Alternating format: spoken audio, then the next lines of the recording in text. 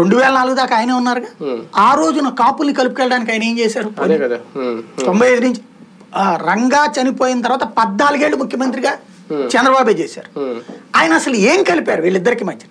Ground లెవెల్లో కలపచ్చు కదా. ఇప్పుడు రంగా చనిపోయిన తర్వాతన బెజవాడ గొడవల్ని చల్లార్చడానికి ప్రయత్నించినటువంటి వ్యక్తి వడ్డే శోభనాద్రీశ్వరరావు. వడ్డే శోభనాద్రీశ్వరరావు నాయకత్వంలో శాంతి కమిటీ అని ఒకటి ఏర్పాటయ్యి కమ్యూనిస్టులు వీళ్ళు అందరూ కలిసి ఒక టీంగా ఏర్పడి ఊరు పెద్ద మనుషులు కలిసి రత్నకుమార్తో మాట్లాడి నెహ్రూతో మాట్లాడి అక్కడతో క్లోజ్ చేశారు. There is no part of Telugu Desam అక్కడ. అప్పుడు తెలుగుదేశంలో ఒకళ్ళు ఉన్నారు, కాంగ్రెస్ లో ఒకళ్ళు ఉన్నారు. నెహ్రూ తెలుగుదేశంలో ఉన్నాడు, కాంగ్రెస్ లో రత్నకుమార్.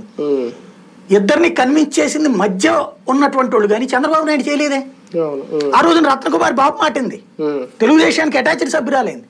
పోనీ ఆ రోజునైనా నెహ్రూని ఈయన్ని కూర్చోబెట్టి షేక్ హ్యాండ్ ఇప్పించి మనకి ఎందుకు కులాల గొడవలు అని చెప్పి అనాలిగా. మొన్న కనీసం పోనీ అదంతా అయిపోయింది. మొన్న తెలంగాణ ఎలక్షన్స్ వచ్చిన రోజున కమ్మ సామాజిక వర్గరే మనం పవన్ కళ్యాణ్ మనకు అక్కడ జైల్లో ఉన్నప్పుడు మద్దతు ఇచ్చాడు కదా, మనం తోడు నిలబడదామని చెప్పి కమ్మ సామాజిక వర్గం బలంగా ఉన్నటువంటి చోట్లనే కదా వీళ్ళు పోటీ చేసింది. ఎక్కడైనా పనిచేసి పెట్టారా? ఒక్క కుకట్పల్లిలో 80,000 ఓట్లు కాపులు ఉన్నాయి, 67,000 ఏమో కమ్మ అమ్మాయి, 1,64,000. నిజంగా కులమంతా కలిసిపోయారు అనుకుంటే అక్కడ ఓట్లు వేయాలిగా, అక్కడ ఓటు వేయాలి కదా.